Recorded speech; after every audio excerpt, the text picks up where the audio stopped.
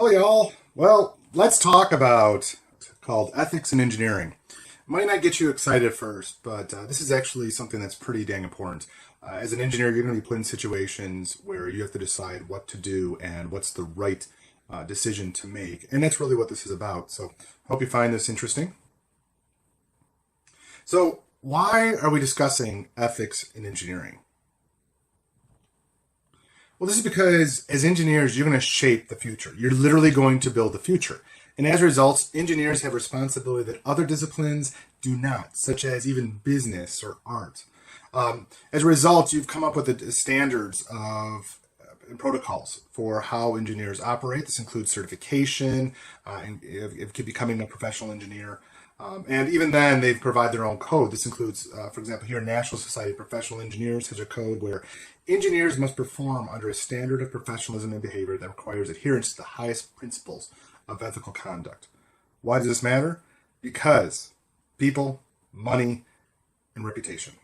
Yeah, I'll get to that in just a second here. But being a presentation class, we're just going to touch on this subject for the team presentations. This actual subject could be a whole class in itself. But I want to discuss it because it's core to everything you will do in your career, both in how you design whatever aspect of engineering you're going to, but also how you will build your reputation and the decisions you'll make in the future. So why ethics matters? Well, it can save lives, which is really important. It can save a lot of money or cost a lot of money based upon the decisions that are made. And also, it can save or cost you your career. One of the examples we have here is just think about the Boeing 737 MAX 8. Two planes crashed because of the onboard system that was programmed to save the airplane had an opposite effect. This has cost Boeing a tremendous amount of money and even has resulted in the loss of career of several people, including the vice president in charge of the commercial airplane division, and calls for the CEO of Boeing to resign. So that's why ethics matter. It could also be the case where it's the law.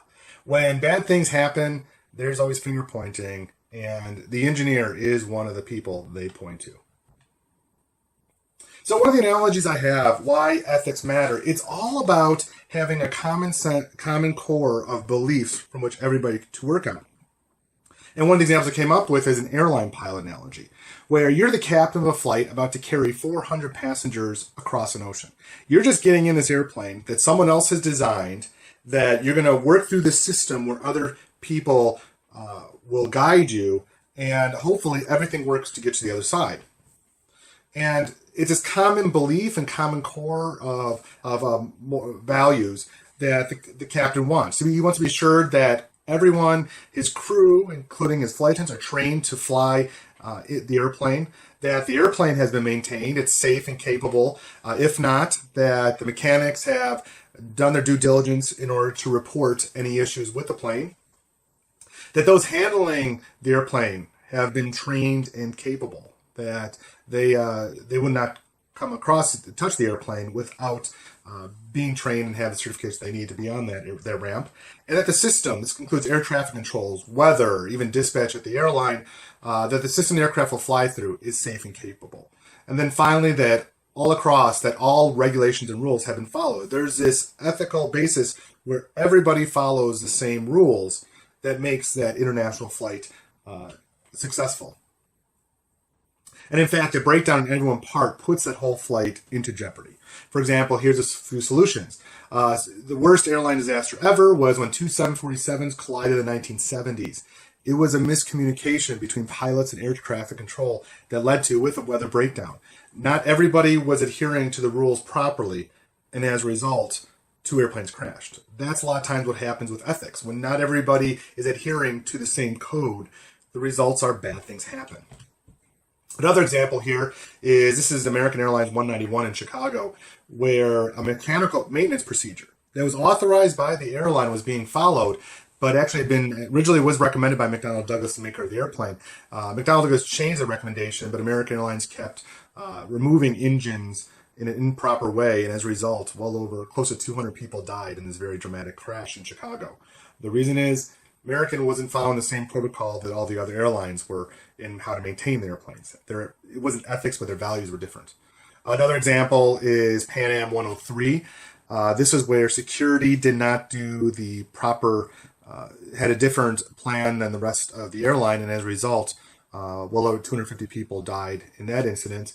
And then even Malaysian Airlines Flight 17, which was just a few years ago, got shot down. It was trying to follow the proper procedures, but although never, I don't believe the Russians were ever convicted, but the code that was proper protocols weren't being followed, and as a result, close to 300 people died. Actually, over 300 people died on that flight. And that's where it goes back to, if everybody's not on the same page, sharing the same values, bad things happen. So let's talk about ethical theory. It's not just about the facts, but as I mentioned, about the values. Facts can be interpreted so many different ways, and I have a few examples ahead. That's why how you interpret those facts or the morals that will determine what is right. It also provides a foundation from which to anchor decisions. For example, the challenge is, how do we consider what is acceptable, what is expected, who is responsible? You think these are simple questions, but in different societies and different cultures, this can always mean something. And even when someone has their own personal agenda, it can mean something completely different. So this is the reason that ethics are important. An example here is ethanol. You hear about biofuel, biodiesel being so green, but is it? And the reason it's an important question is because it depends on who you ask. What are their priorities? What are their values? If you're comparing it to true oil-based fuel, well, it is a green solution.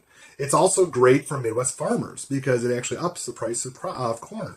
So to those two groups, biodiesel or ethanol is a great product that they value highly. But to others, it's still very efficient. It still ultimately puts CO2 in the air. It's actually very inefficient for creation of energy. For every 1 unit of input, it only creates 1.5 units of energy. Compare that to solar or wind or geothermal, where it's 20 units of energy for one input.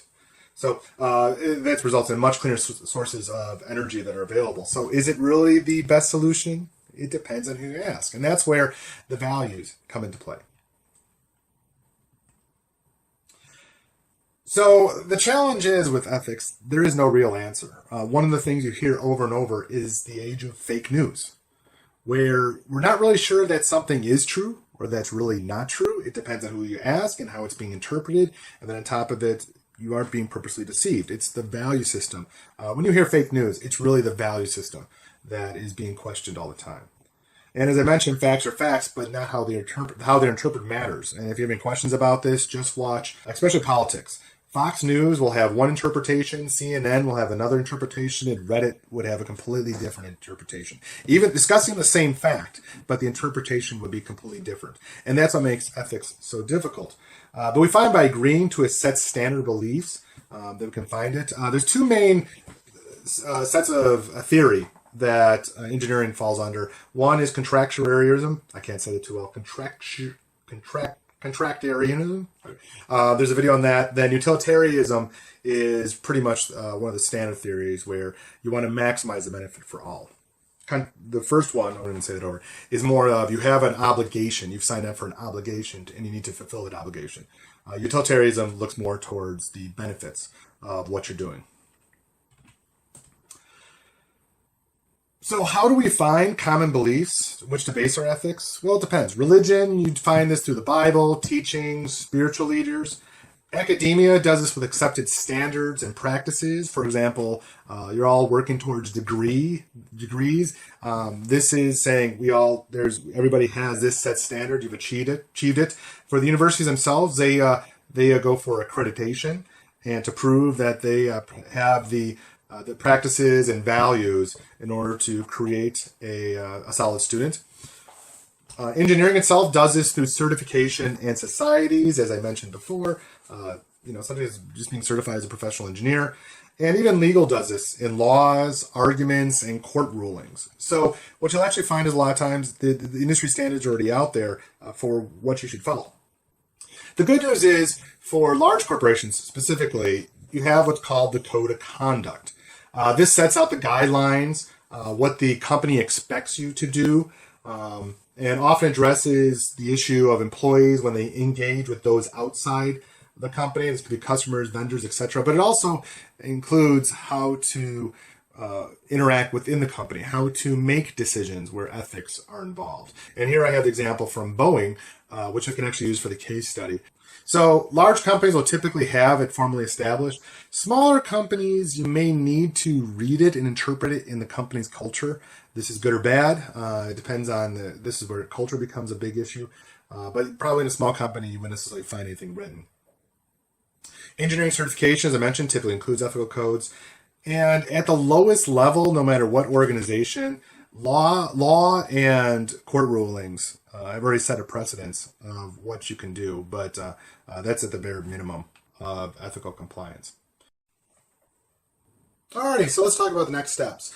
Well, there's 3 videos to watch. The first is on utilitarianism, which was a crash course on that philosophy, followed by a crash course on contractuarism. You know, I have a hard time with that word. And then follow that by a TED Talk on engineering ethics. That is about 30 minutes of videos. Then I have a case study to read, which I created called, based upon you as an engineer on the Curtiss C-83 Starflight, which is a hypersonic aircraft in the future. And based upon that, you'll complete the essay questions.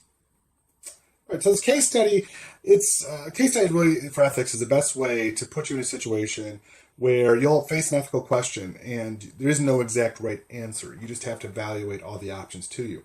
So that's why we came up with the case of the Curtiss C-83 Starlight hypersonic aircraft. You can see my imagination was going a little crazy here. And the background is, as part of the case study, you've just been hired by the company. And as an engineer, you'll have to navigate some ethical questions that arise during employment. The challenge is rarely is there truly a good, bad decision. Most times it'll be based upon the morals interpretation of regulations. So for those of you, if you need something to come off, to have that decision about what you do, I have included Boeing's own Code of Conduct as a reference for the Curtiss Aircraft Corporation. So hope you guys enjoy the case study. And that's it for this lecture. Look forward to talking all on Wednesday. Bye.